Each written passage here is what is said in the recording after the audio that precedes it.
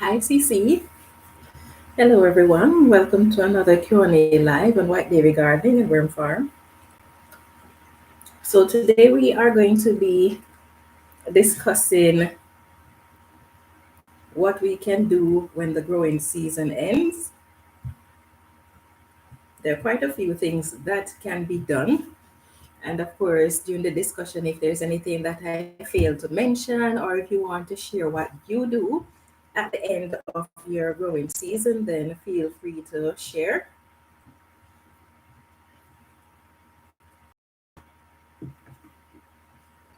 Sorry, I just had my supper, so I was just rushing trying to get here on time.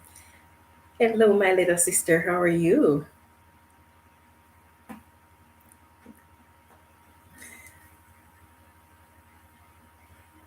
Yes, so now that the growing season has ended, as I said before, there are quite a few things that we can do over the course of the fall and the winter. Some things can be done indoors, some things can be done outdoors. Okay, you're doing good, Han. Excellent. Right, so for some of us, we may live in a region that experience no winter, or we might have a mild winter, while others might have some frigid winters, some really harsh winters. So, how much can be done over the fall and the winter depend on the area that you live in. So, we're going to look at some of the things that can be done. Now is a good time to actually think about what we can do and think in terms of if we have a harsh or a mild winter, what needs to be done now before the winter gets bad or before winter gets here, and what are the things that we can actually get done indoors during the course of the winter. So, for example, some things that can be done outdoors and some of the things that can be done outdoors, I'm going to be discussing. I'm also going to be discussing some of the things that can be done indoors. So, what are some of the things that can be done outdoors now? For one, cleaning your garden, which naturally comes right after harvesting everything from the garden. So, cleaning the garden, and if you are someone who makes your own compost, then the plant debris that you harvest from the garden or you pull out from the garden can be composted so you can make a compost pile with that. Or as we go through the autumn where we have all those leaves that we need to rake, and if those leaves are compostable, then you can add those to your compost as well. Hi, Russell. How are you? Hi, learning English at home. Okay, you're cleaning your garden. That's good. Yes. So unfortunately, not all leaves can be composted. Like the trees that I have in my yard, the large trees, they cannot be composted, and I do have four of them.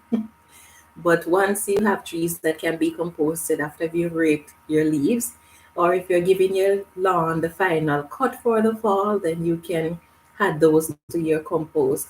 Because you can start your compost either in the fall or whenever you feel like, or you can wait until the spring to start your compost. But one of the advantages of starting it now is that it has a little time to start breaking down before the temperature get frigid, which means that by the time, and then it will go through the freeze and thaw process over the winter, provided you have freezing temperatures. So that means that By the time spring gets here, your compost will be practically broken down already, so it won't take a long time for it to be fully composted. So that is why it is a good idea to get your compost started now. Let's see. Okay, and White is saying hi to Russell. Okay, you're cleaning your garden and designing it now. Okay, good. Nice. Yes. So, do you have potting soil that needs to be sterilized? This is another thing that you can actually do now before the growing season starts again. One of the advantages of getting things done now is that when the growing season is about to start, you don't want to have so much work to do to prepare the garden before you actually can get started, because then you would be robbing yourself of some of your growing time that you have to be using to do your cleanup or whatever project you need to work on before you're able to start planting. Okay, you're thinking of harvesting leaves for leaf mulch. Okay, that's a pretty good idea. That's a very good idea. Yes. So, one of the things to consider though, as you are prepared sterilizing your soil, whether or not you're to do it now or later on, if you had plants that had diseases during the course of this year or this growing season, then you might want to sterilize their soil now. You don't want to have those diseases that may be soil borne to be in your soil, because the longer they're there, the more they're going to be reproducing. So, sterilizing your soil now is a pretty good way of helping to reduce soil borne diseases. Not all diseases that plants have are soil borne, but some are. So, to be on the safe side. And then another thing is that sometimes the soil, some of the pests that you encounter during the course of the year, these pests can overwinter in place. So, sterilizing the soil can help to get rid of them. Unfortunately, if you grow in the ground as opposed to container, sterilizing your soil can be rather tricky, if not impossible. Yes, it would take a lot in order to be able to sterilize if you grow in the ground instead of containers. Let's see. Okay, and White says she's sterilizing our soil. Yes, I haven't sterilized mine yet. It's one of the things that I have planned, so I'm trying to get that done hopefully before October ends. Rosa says, I get to start working outdoors this outside this week. Tomorrow, last trip to landscaper for 1 yard. Half is for next spring. Okay, awesome. Hi, Helpy. How are you doing, Helpy? Yes, so sterilizing the soil is one of the things that we can do to prepare our garden for next year. Okay, so if you know that your plants, the ones you grow, are prone to diseases, then you might want to remove the plant debris from your garden. And the same if you know that your plants are prone to certain pests that will overwinter in place, then it is a good idea to remove plant debris. So whether it is little leaves or just simply, it doesn't have to be the entire plant, because normally when you are taking out your plants from your garden, sometimes you will have leaves that are left behind in the garden, and it can be a good amount of leaves. So it's a good idea to remove plant debris from your garden if you had diseases that are soil borne, or if you have pests that will overwinter in place. Let's see. Okay, hi Nikki, how are you? You're preparing dinner but listening and watching. Okay, thanks for spending the time although you're busy. Okay, you're doing laundry. Fun times. Okay. I guess you guys are saying greetings. Yes. Now, what can you do if you have perennials that are prone to pest and disease? Well, if that is the case, then you may want to prune these in the fall, but you want to make sure that you prune anything that you're going to be pruning in the fall. Make sure you do it after a few hard frosts. You don't want to do it before a few hard frosts, because if so, what is going to happen is that the plant does not go into dormancy before it has experienced a few hard frosts. So the plants will actually start to grow more new foliage in the fall, which is what you do not want. So prune your plants, those that needs to be pruned in the fall, but after you've had a few frost. Okay, still saying greetings. Now, what about your seedling trays? If you were someone like me, you didn't get the chance to clean them after you transplanted your seedlings out of it, which means that around this time of year, you will have them to clean. Hi, growing your own. How are you? Yeah, so if you have your seedling trays that need cleaning, now might be a good time to clean them and put them in storage. And if you're someone like me who gets a lot of snow and you store your seedling trays outdoors in a shed or a garage or somewhere where you might not gain easy access to it, you might want to select the ones that you think you're going to need to start your plants indoors and store them in a location where they're easily accessible. You might not want to store them outdoors in a shed that has stores snow blocking your doorways, as is my case. So get them clean and stored, sort them out according to size. And for those that you are going to be up potting too, so you might have small ones and then you have different sizes. So if you're someone who do a lot of up potting before you actually transplant outdoors, then you might just consider bringing in or bringing to a location that is easily accessible the smaller ones that you're going to get started with first, because chances are your snow would have been melting off to an extent before, by the time you're ready to do your up potting. And if you're going to have to bring them inside your home and storage is something you need to keep in mind, then you don't want to bring in all of the pots that you have. Let's see. Okay, still saying greetings. Yes. So getting your seedling trays clean is a pretty good idea. Save you from having to be doing so when the growing season is about to begin. Now, what about trellises? Do you need trellises for your garden? What if you had a few, but this year you're planning to grow more stuff? If it is a trellis that you can go out and purchase, then fine. You may want to purchase it now because one, anything that is garden related will be on sale during this time of year. So if that is the case, you might consider purchasing them now. If you are going to be making your own trellis, can you make them now? If so, now would be a good time to get started. Then you don't have to be doing that in the spring. Now, what if you are planning to extend your garden with some more raised beds?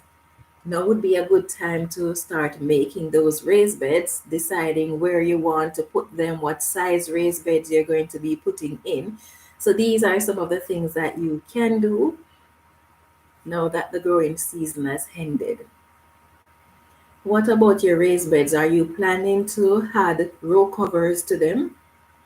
If so, would now be a good time for you to start planning for those row cover. What, for example, say if you're say you have 6, 7 raised beds and you're thinking of doing row cover for each of them. What happens if you don't have the resources to do all of them at the same time? For one, you can either consider doing one at a time over the course of the fall, and sometimes you might not be able to do it over the winter depending on how frigid your winter is. But during the course of the fall, can you get some of them done or all of them done? And if you cannot afford to do all of them at the same time, you can do it several ways. Do it one by one, as I mentioned, or you can gather the resources to over time and buy the material in increments, or you may choose to just save all of the resources that you're going to need, and then when you have everything you need, you go and get the material and get those row covers in place. So these are some more things that you can do to save you time in the spring when the growing season start. Let's see. LP says, yes, great point. I keep saying that I need to get these stores for clearance. I heard earlier that seeds are on sale and at a lot of the dollar stores for under $1. Oh, okay, good. I haven't been to the dollar stores in a while or any of the seeding place because I haven't really gone through my seeds yet, so I don't know what I need. But yeah, I need to make a trip because the dollar stores in my region, they are already cleaning out the growing anything relating to gardening. They already have up their Halloween stuff, and I think some of them even have Christmas stuff up in them already. Yes.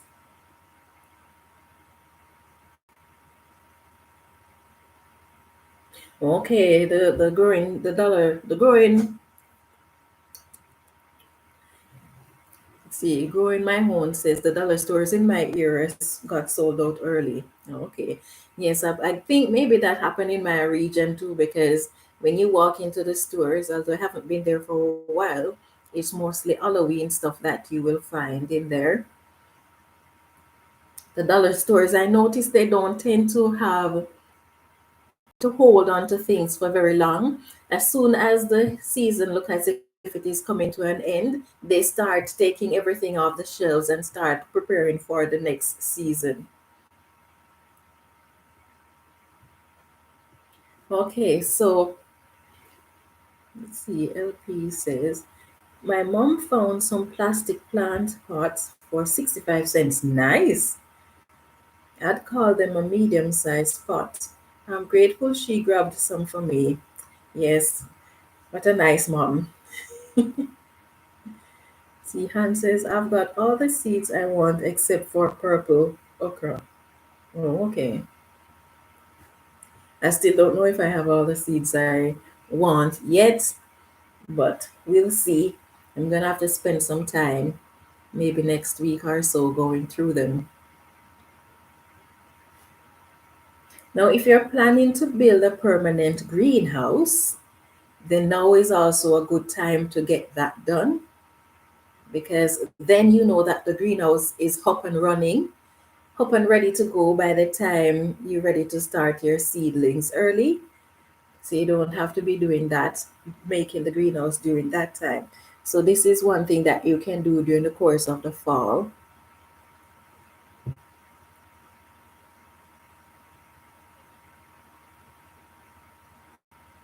LP says, I imagine growing my own.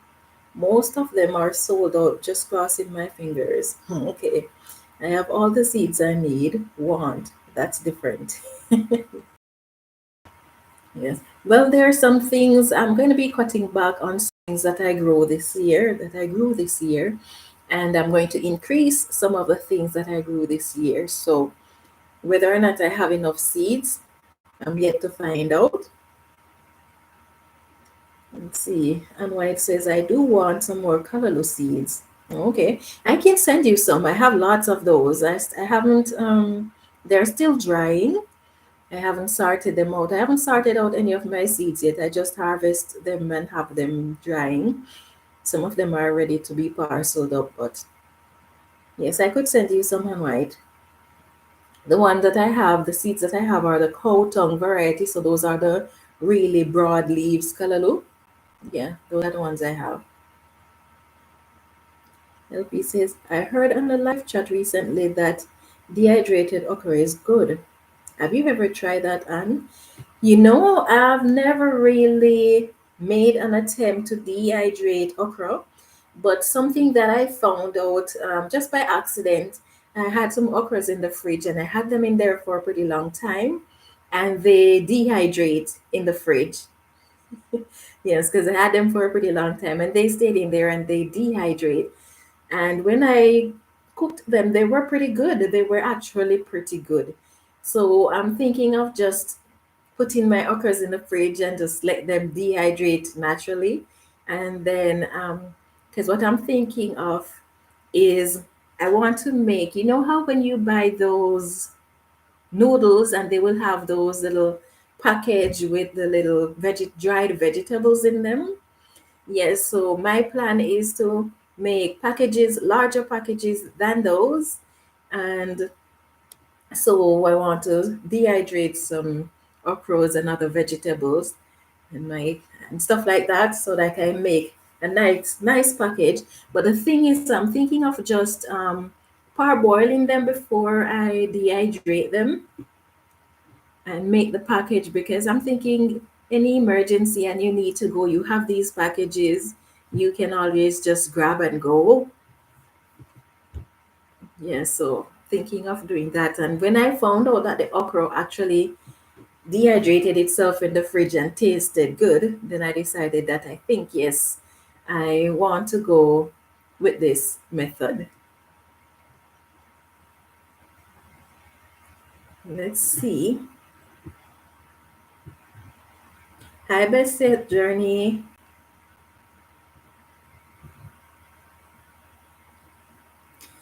Growing my own says my cousin got some for me at Walmart in New Jersey.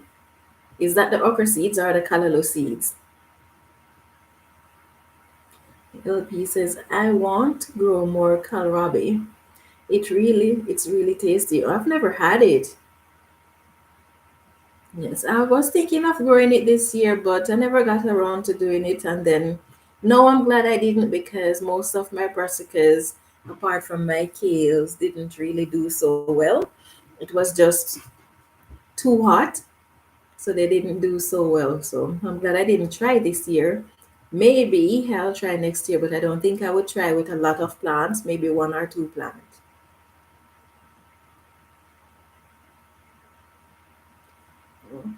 Okay, you like okra raw and white? Is it okra you're talking about when you say you like it raw?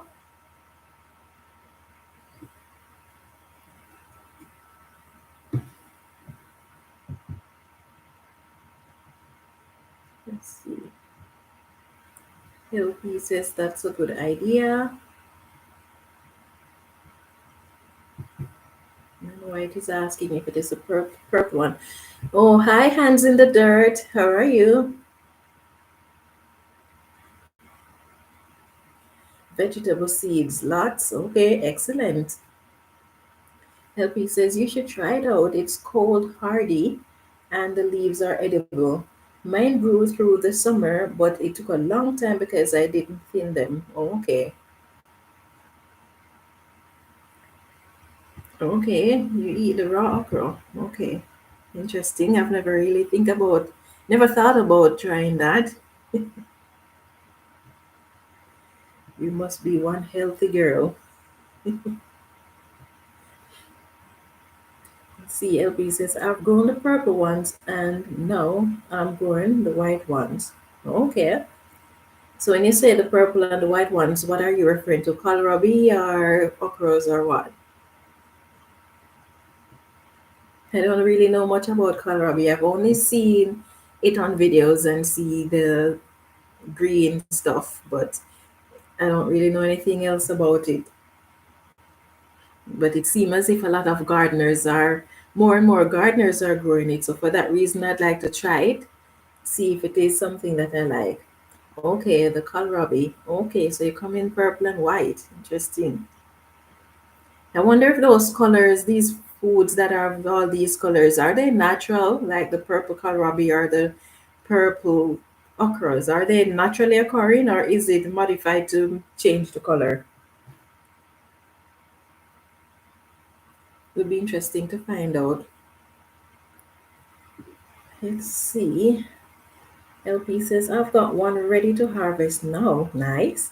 And I'm going to make coleslaw with apples. Okay, good. Okay, so where were we?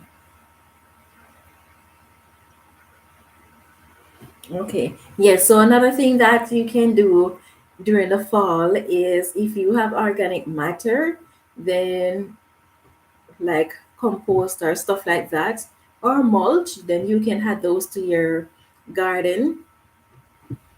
If doing so, however, is going to increase the population of pests over the winter, then you might want to hold off on adding your compost or your mulch to your garden, because you don't want to do anything that is going to increase the pest.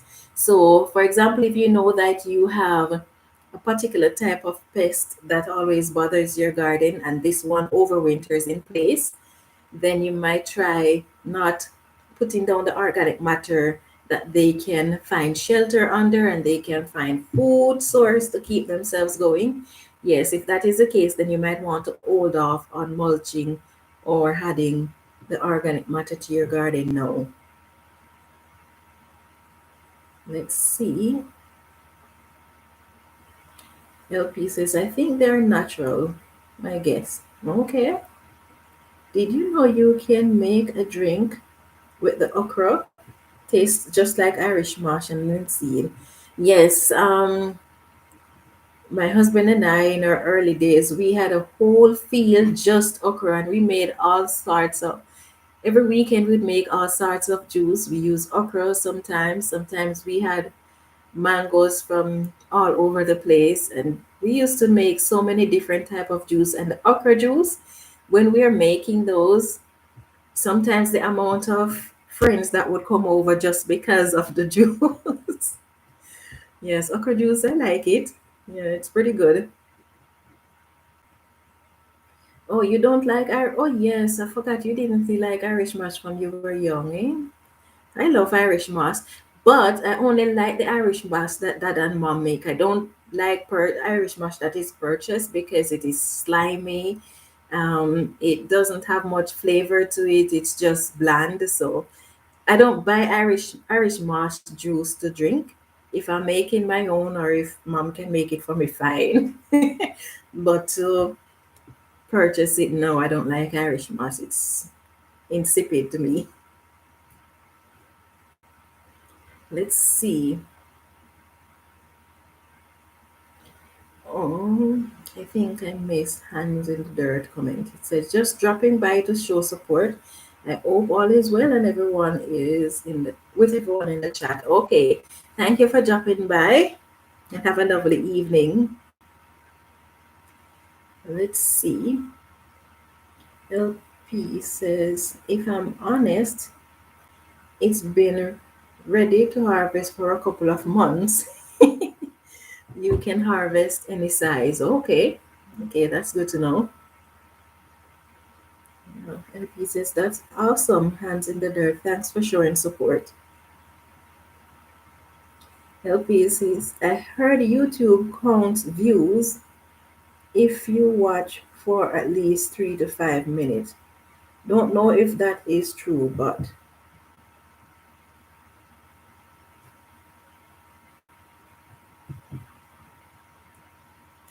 well,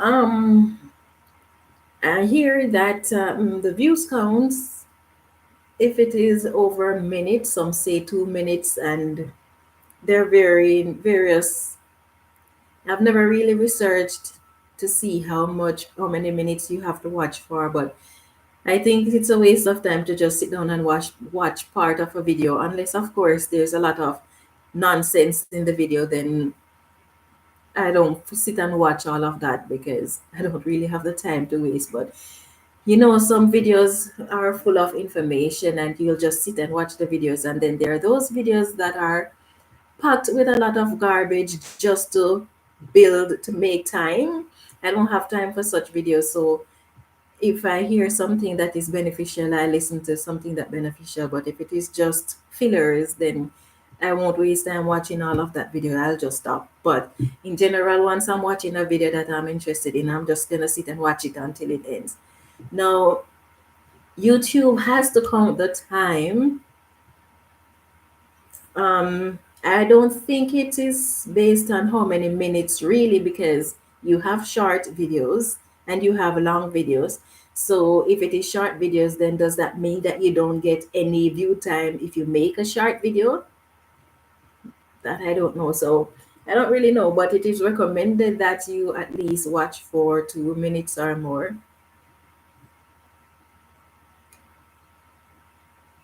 Oh, Anthony Dirty, he's not sure about that either. LP says, I agree. I try to always watch the whole video unless it is something I'm researching really quick. Okay. And White says, if I'm watching a video, I watch all of it. LP says, I heard that in a live while someone was saying watching a live counts only after so many minutes. Okay, well, I don't know. I don't know, and I don't know. I really don't know. So I can't give my opinion on that where lives are concerned. Yes. I've never looked into it. Maybe I should.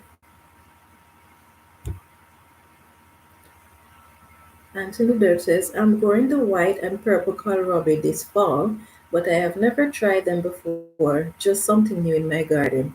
Okay, I wish you all the best with that. Let us know how it turns out.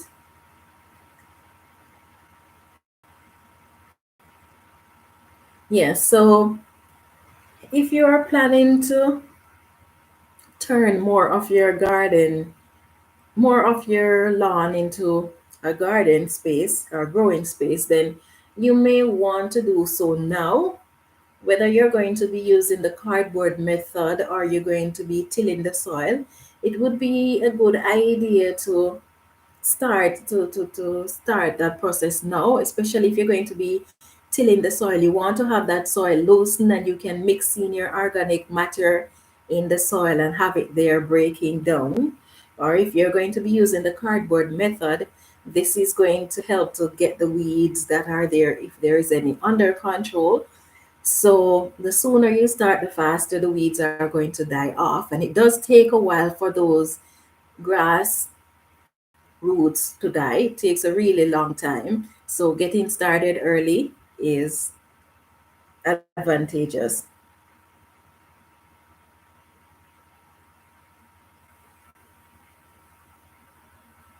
Hi, Hoyt Robinson. I hope I pronounced that properly. Just go subscribe to your channel. Okay, thank you, my dear. And White says, I haven't done a live. I wouldn't know what to talk about.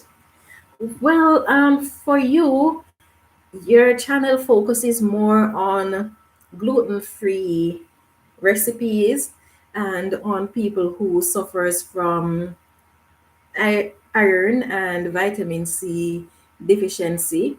And since as those who suffer from gluten intolerance tend to be prone to iron deficiency, those are things that you can talk about and know that you have a lot of information on that. So people who want to learn more about that would be interested. And then there are people who may not be interested for themselves, but they might have relatives and friends who have gluten issues, and so they might tell their friends about it. So you could always do a live on those. For example, you might say, well, there isn't a lot that you can discuss regarding that. But just like in your videos where you now at some point in time you'll say, okay, here are 5 recipes that addresses the issue of iron deficiency. Or some other video you might say, okay, these are some foods that you are to avoid if you have gluten intolerance or celiac disease. So there are various topics that you could come up with. What I would recommend, if it is difficult to come up with topics to discuss regarding that, Then you could make it where you do every 2 weeks or once per month, you have a live discussion regarding that. Then you won't have to be struggling to find a topic to discuss because you're not doing it like every week or stuff like that. But there's so much about gluten that you can discuss, and I would definitely watch a live like that. And then the next thing too is that your channel, the gluten-free recipes that you create, most of them focus not just on gluten-free, but a lot of them are vegan, a lot of them are vegetarian. So there you go, you've got lots of stuff that you can discuss. I know the channel is not focused on vegetarian meals or vegan meal, it is on gluten-free meals, but they're all, because you are vegetarian, then they are all related. And then you like to do the Jamaican twist to your recipe. So you could have lives where you're discussing Jamaican recipes and stuff like that, how to put a twist on and things. Yeah, so there's a lot you can discuss.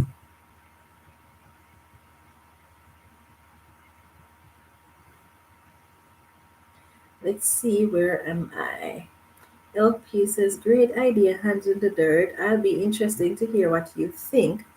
This was my first year and I am now a big fan. Next year I want to grow more. Okay.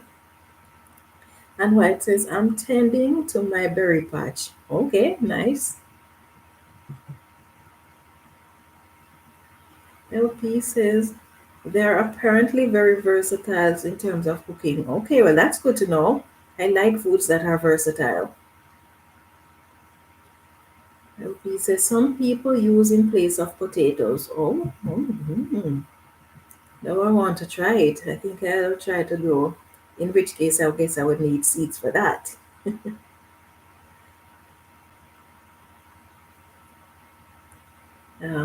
Whitey says, yes, pronounced my name correctly. Okay, good.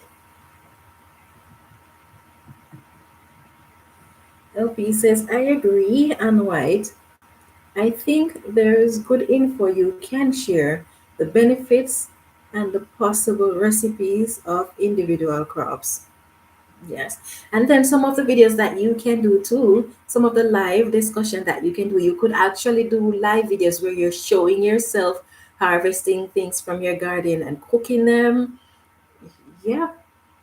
So it's not as if you're short on ideas. There's so many things you could discuss.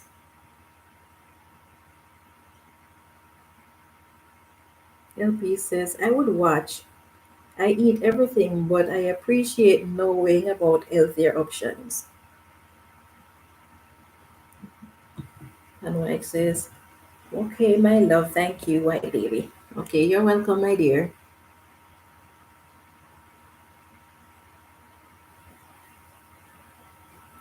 Okay, so if you can think of anything that I did not mention regarding what can be done now outdoors for your fall preparation for next growing season, then of course, please feel free to share.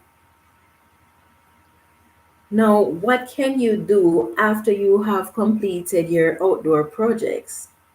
There are quite a few things that can be done. For example, now would be a very good time to keep record, to make a record of what you did this year, problems you encounter, how you solve those problems, and things like that. So now would be a good time to make a record of that. And as Helpy always says, oh, hi Makiyahe, if you, as LP always says, her videos are her records.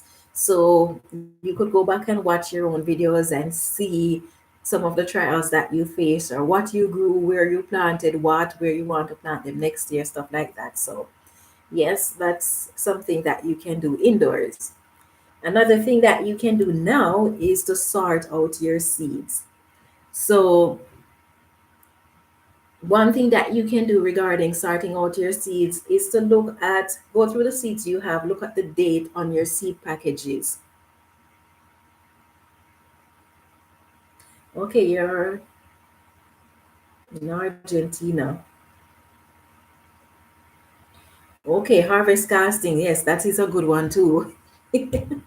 That's a very good one too. You can even prepare your potting mix, your seedling mix at this time. You're very welcome.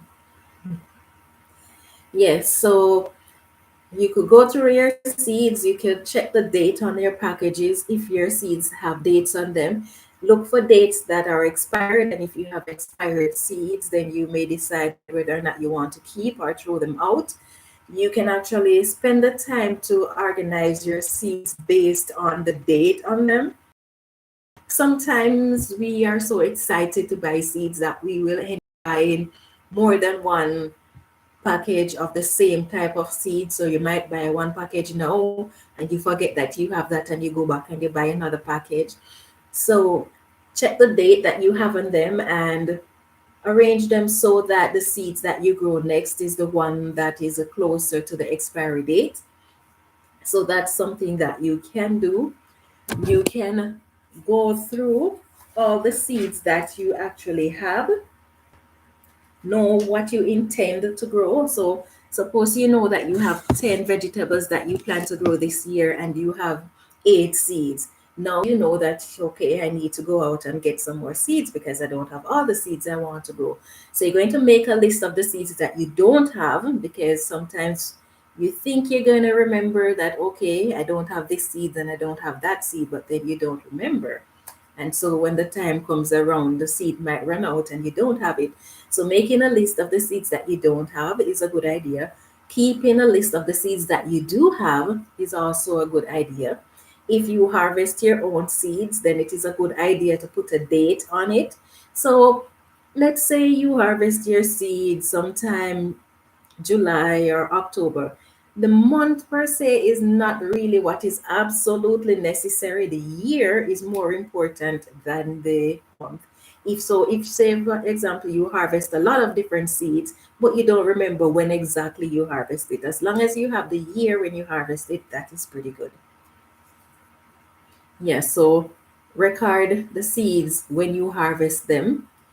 Have a good idea of how long these seeds can last, can maintain their shelf life, and you need to keep in mind that with each year that passes, seeds lose more of their vitality, which means that for older seeds, even if they do grow, you will find that your produce might be a bit smaller than if you had planted it sooner rather than later. So, keeping these things in mind, you can decide whether you want to keep your seeds for more than 2 years or 3 years or stuff like that. There are some seeds that last 3 years, there are some seeds that last 5 years, and depending on what type of seeds, some seeds can last for a pretty long time. LP says, you have a good memory. I need to take a lot of notes, including my own review of the stuff I grew. I have a terrible memory these days, my dear. I have terrible memory these days. I have 3 kids, and before I had the first one, I had exceptional memory. And after each child, my memory goes down drastically. So now I'm just, I have to make notes of everything. Yes. I wish I still had my good memory, but such is life. Plus, I'm getting older, so memory tend to go with that. LP says, I'm kind of excited about planning over the winter and I'm nervous. Seed inventory, good call. Okay, thank you. Why are you nervous? Are you worried that maybe you might go out and buy too many seeds? I know that is something that catch a lot of us buying. You go out and you see the seeds on sale and you just think, oh, this is on sale, let me get it. But sometimes it's not even something that we're gonna grow, or sometimes we want to grow it, but don't necessarily have all that space in the garden to grow it. So we buy it and it just sit there. So this is one of the reasons why it is so important to keep a record and to plan our garden, because then you know how much space you have and you know how much space each plant supposed to take up, At least this is something else that you can research over the winter, how much space each plant usually take up. And then some plants have various varieties. So they might have small ones, they might have ones that grow really large. So having a good idea of the variety that you're growing is also important, because then you will know how to space out your plants, and then you will know how many plants you can grow in the space that you have. Let's see. And White says seed lasts 3 years.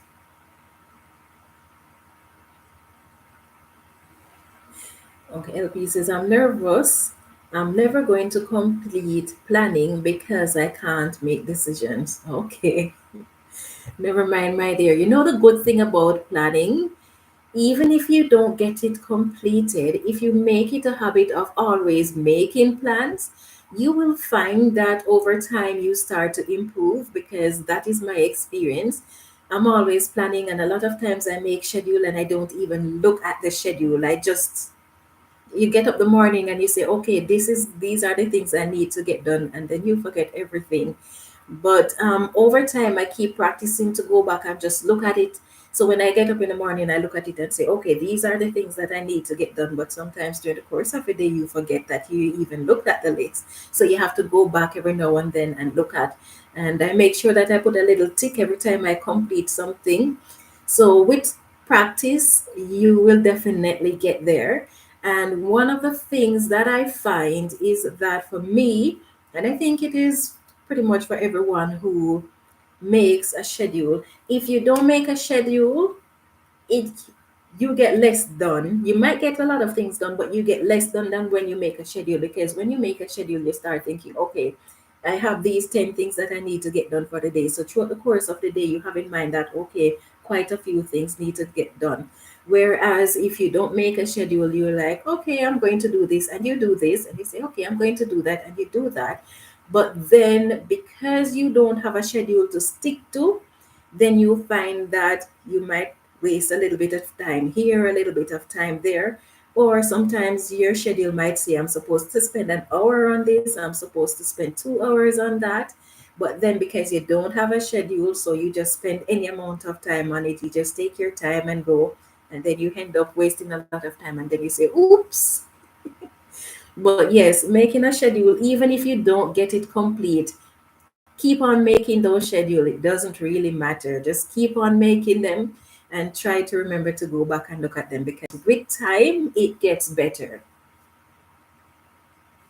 Yes, and White says it right. Just plan a little at a time. It can be cumbersome when you try to do to plan everything all at once.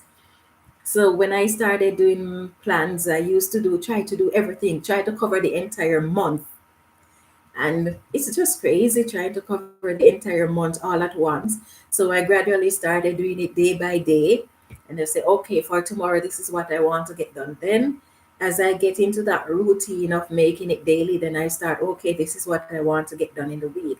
So, one of the things that I do is I make a, each month I try to just, every time I remember a point, I have my book, I have books for pretty much everything I'm doing. So if it is house chores, I have a book for house records for house chores. If it is gardening, I have a record for gardening. For my worms, I have a book for that. So everything, I just started getting books for each thing this year. Prior to that, I would just jot everything down in one book. But I find that I am more organized when I keep everything separate, because then I can go through and look at what, I'm not confused as to where I am in my schedule. So planning ahead, little at a time, little at a time. And then every time I remember a point, I remember something that I want to get done for this month, I don't wait. I just run and write it down right away in my little notebook. So I have my little pocketbook that I take around with me. It's always somewhere close by so I can grab it. And I just jot down that one point. When I'm ready to make my schedule now, I can go into that little book and say, okay, these are the things that I said I want to get done for October. And then you can use that to make your schedule. So with time, you will get it done. But if you try to do everything all at once, it can be overwhelming. Let's see. LP says, you are both right. Thank you so much for the encouragement. Okay, you're welcome, my dear. And White says, I plan what I want to do each day and I tend to stick to it. Excellent. LP says, that's exactly what I do. I have a squirrel brain. I don't know what a squirrel brain is like, but hi, Rodney. How are you? LP says, you ladies are good. Trying to be there, trying to be organized because it bugs me when I'm not organized because I always beat myself up saying, oh my goodness, I should have done this, I should have done that. So I'm trying to get myself organized because I'm not getting any younger. And if at my age I'm not organized yet, I don't know when I will be. So I have to put in the extra effort to get there. Make life a little bit easier for me as I get older. Let's see. And White says, I plan everything in my head. Well, you have a good memory. Don't have kids. They'll take your memory away. And sometimes because you have them to look after and you have so many, you have your work and so many different things to look after, it's hard to keep everything in your head. There's just something is going to get left behind. But it's good that you can keep everything into your head. Rodney says organization is critical. I just need to write down. Yes, I agree with you. LP says then when it gets overwhelming, you burn out. True, true. Because I've burnt out so many times. Even with a schedule, sometimes you can be burnt out because there is just so much to be done.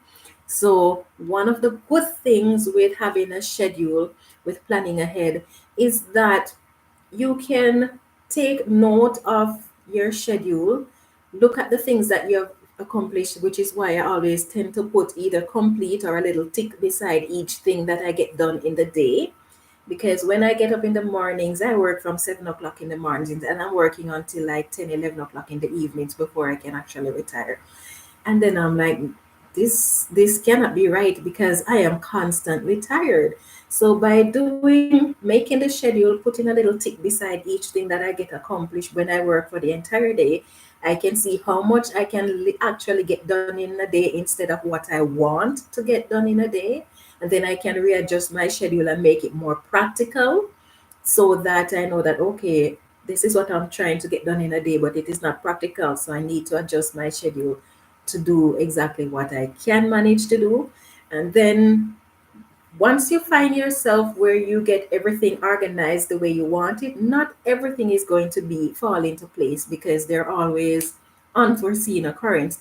But once you get that to that stage where you're fairly organized, then it makes life in the future so much easier because it becomes a routine.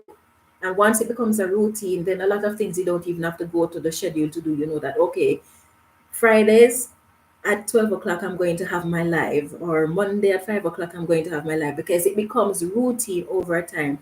There are some things in your schedule that get changed from month to month or from week to week, but there are some things that are just going to become routine. Yes, so having a schedule help you to know what you can get done in a day so you don't make silly decisions trying to do everything all at once. And then you can always go back and see what your weaknesses are, what your strengths are, and then you work on them accordingly.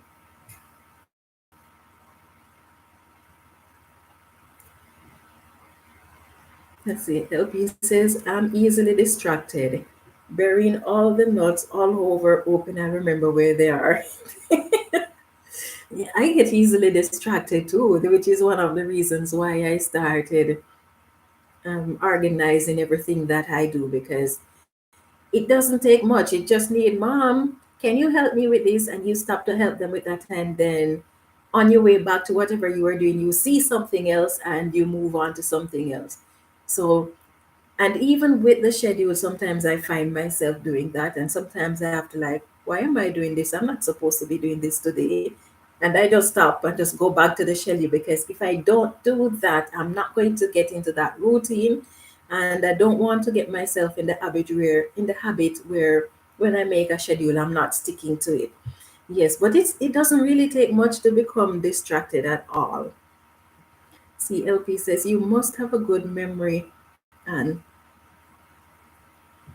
let's see, Rodney says I've had success with tasks in my families with doing tasks. One child weeds, the other one harvests. We always say many hands make work light.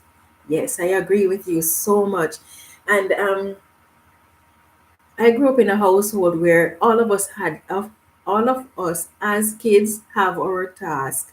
Every kid has several assignments that you need to get done in the day. You make sure you get them done in the day. And the assignments that you're given, it doesn't matter. So, say for example, dishes is my responsibility, and Han would be responsible for the bathroom. If if you want to switch your chores, fine. Nobody has a problem with that as long as the chores are getting done. So all of us as kids, we had our task that we are to do, and our parents started teaching us like very early. When we play with our toys, we had to clean up our toys. Well, we didn't really have a lot of toys, but we were. You start learning to wash your little undies when you were 6 years old. You start learning to do the dishes by the time you're 7, 8 years old. You with help, of course, but then you start learning to do these things from pretty early. That means by the time you reach teen, if something should happen to your parents, you can survive on your own apart from maybe going out to work. And we pretty much knew the work our parents did, so we could do it ourselves, but marketing would be the problem. But yes, so I believe that you teach your kids from the as soon as they are able to start moving around. My kids, when they start crawling around and they want to play with the things in the house, I just let them play with whatever it is in the house as long as it's not something dangerous. They can't walk, but they can crawl and play with stuff. I put it back in their hands and say, okay, hold this. And I take them and say, okay, this is where you got it from. You put it back here. And you keep training them that way. It makes it so much easier because they grow up with that mentality. Although, kids, no matter how you train them, they're going to deviate and do and make a mess, but at least they know how to do it. Yes, so it is a good idea to teach them. So what I'm doing now is I find that I don't like to delegate work. I just tend to do everything for myself, and it is overwhelming when you have kids. So now I'm just delegating. Okay, you're gonna do this. That is your area to clean because you're always messing up that area. You don't leave from that spot until you get it clean. And if you don't delegate, you're gonna be so overwhelmed with work. Yeah, so it's a good idea, Rodney. Share the task. Make it so much easier. And then when you share the responsibility in the home, you're teaching your kids to be responsible, and at the same time, you are creating more time for yourself to be able to spend with your kids because you're not doing everything while they're running around. So it's a win-win situation. And Mike says, I don't know about that, LP, but thank you.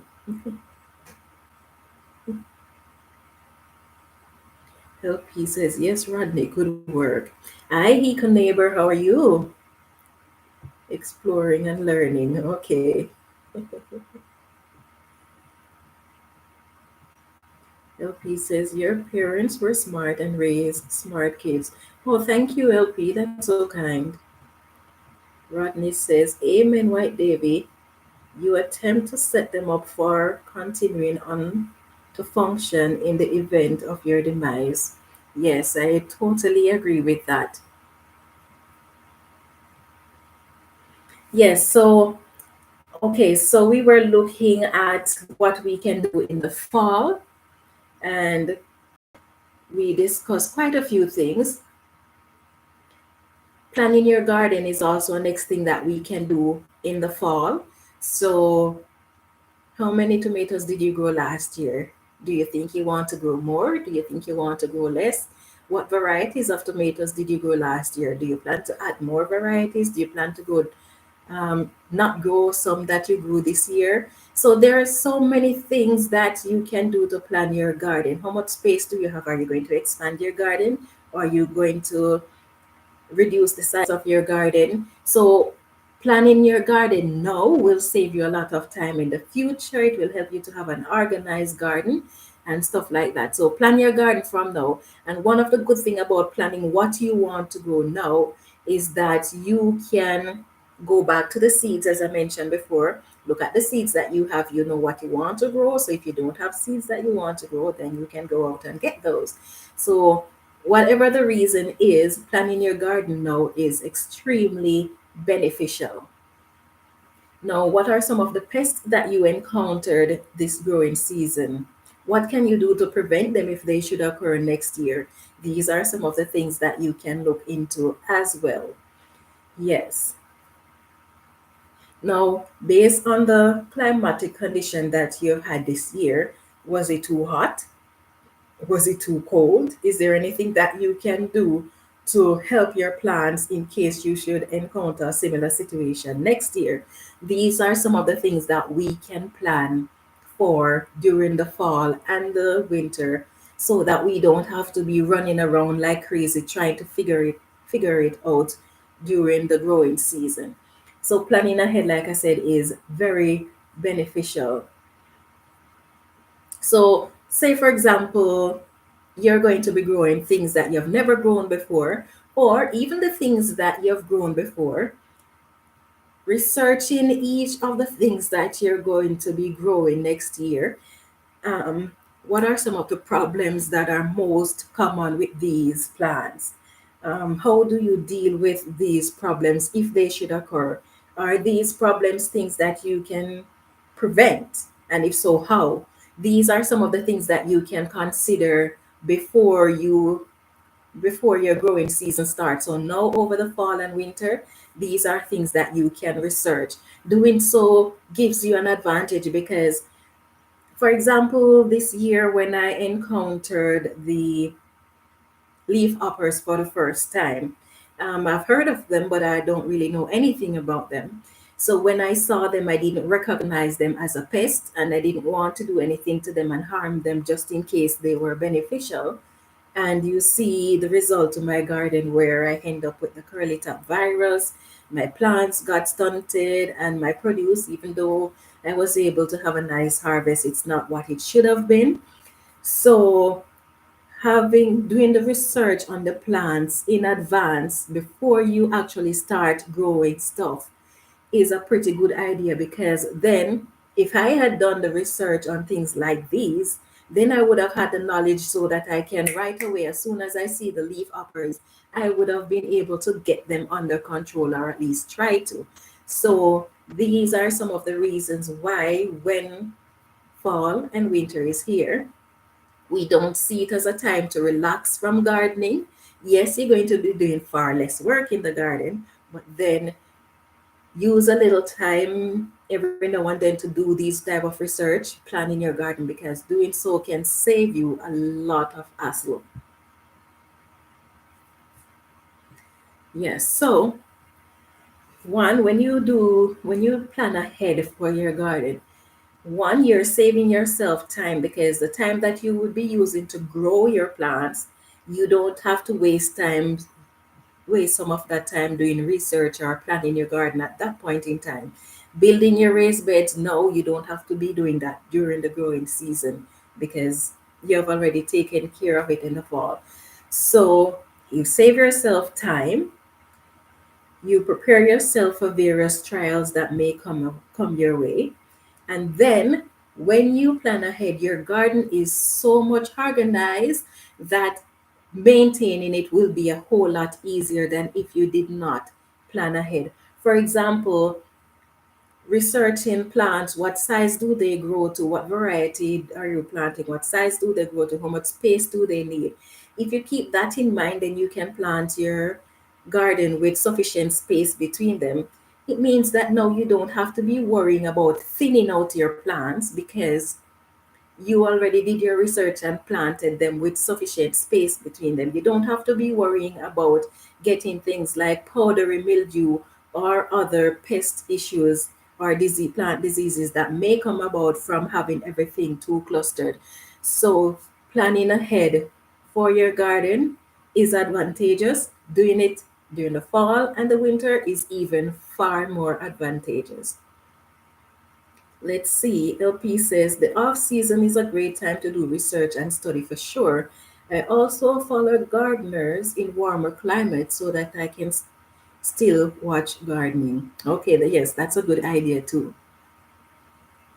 And White says, I sowed all my peppers already because they took forever this year to produce. Mind you, I sowed them at the correct time this year, but they did not do great. Yes, I haven't sown any seeds. I'm not going to until about January, February. I started early last year too, and with the leaf uppers and the fungus knots and all those things, they didn't do so well.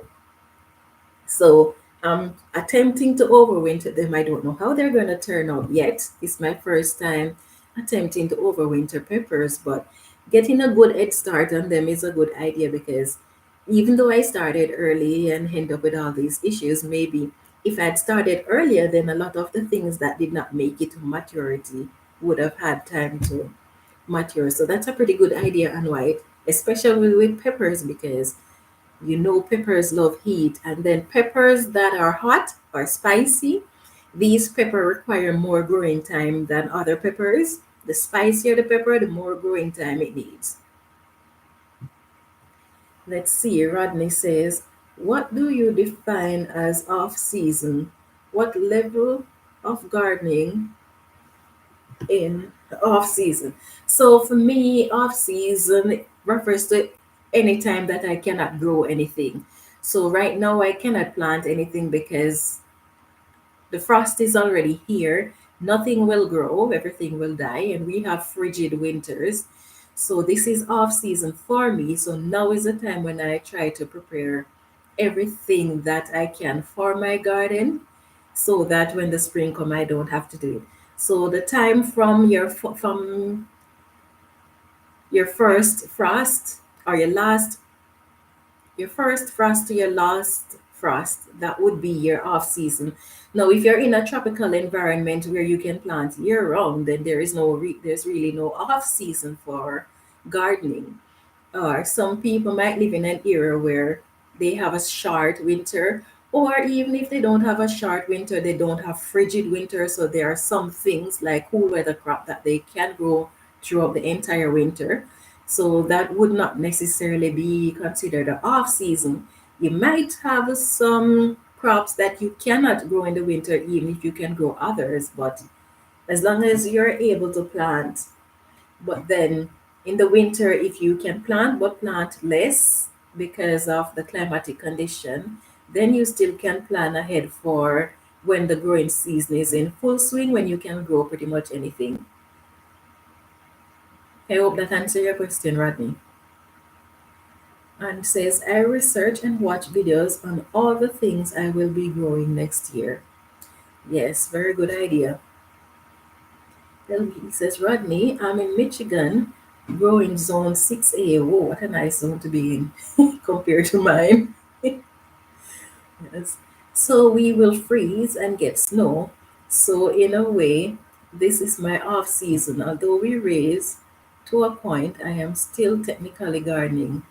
Yeah, okay. Yeah. So, you get the snow and all. Yeah, but that's zone 6A.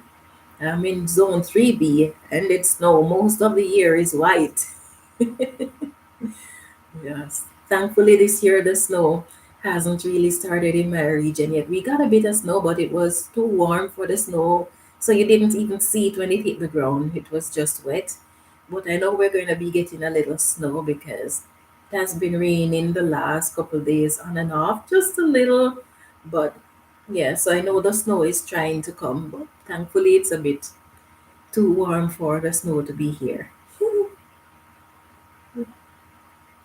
Let's see. LP says, great idea, and I plan to do the same.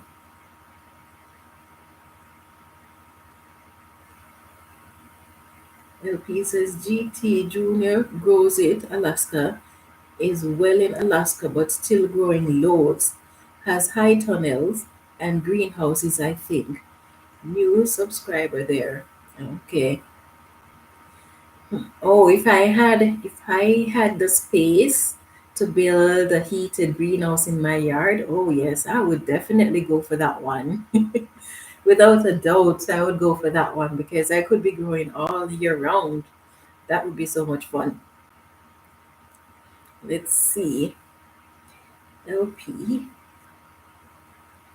In the southern hemisphere, they're in spring now, so you can watch, say, Australian gardeners. Yes, I was very surprised when I learned that some people are just getting spring now.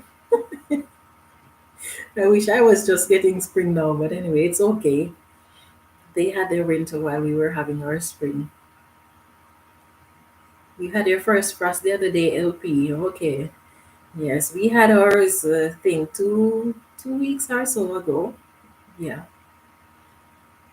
So I was, although we had the first frost, I had a few tomatoes outdoors and they were okay for the first frost. But then after I pulled out the tomatoes and harvested them, I realized that I have a full bed of carrot that I haven't harvested. Even up to now, I still haven't harvested them yet. So I'm gonna have to get on that and try to harvest them tomorrow. I still haven't harvested my kale yet, and I don't want it to get too cold before I harvest the kale because although they like cool weather, they can burn. So I'm gonna have to do my final harvest. Hopefully, I can get that done tomorrow. We'll see. Yeah, so anyway, I'm gonna have to go to work in a little while. So I'm going to be saying goodbye to you guys in a bit. LP says, White Baby, I'm impressed with how you make the most of your zone climate and have a great garden. Good growing. Oh, thank you, my dear. That's so kind of you. We have to make the most of what we have there because otherwise I can't see myself not growing things. I think I would be suffering from depression if I can't grow anything. That would feel like I'm being tortured. In fact, if I'm living in somewhere where I cannot grow, I'd be on a plane. I don't care. I'd be on a plane to somewhere where I can grow stuff. So even though we only get 3 to 4 months to grow, have to make the most of it. Yes, I still have more carrots. I overlooked them. I didn't remember that I had them in that bed. So I'm gonna have to. I hope. Well, thankfully they're in the ground and the ground is not frozen yet, so they should be fine. The foliage might be damaged, but at least the carrots themselves should be fine. So I'm gonna try and get them out tomorrow or Wednesday, preferably tomorrow, because I don't know when it's going to get super cold. Oh, Rodney, you're in zone 8B. Nice. So how long is your growing season, Rodney? So I do have to adjust to a change. Our first frost isn't scheduled until mid-November. Nice. LP says maybe you should leave some of your kale out for a while and see how they do. Could be a really cool experiment. I'd love to see how long they survive. I've kept kale alive under the tunnel. My kale definitely cannot make it through the winter, without a doubt. It cannot. In fact, last year I had some kales that I was growing in container. I had kale. I hot potted them to containers and let them stay outside to see what would happen. And well, mark you, we had snow the first week in October last year, so and 2 feet of snow. So it was pretty cold last year compared to this year. It started, we had like low temperatures even in September last year. And I've potted kale and broccoli to pots and I left them outside for the winter. I didn't really go back to check on them regularly, so I don't know at what point in time they froze. But when I went there this year, they were all frozen, mushy. by the time they thaw out. So definitely, I know they cannot survive outdoors. LP says, "Oh, okay, Rodney, that's nice.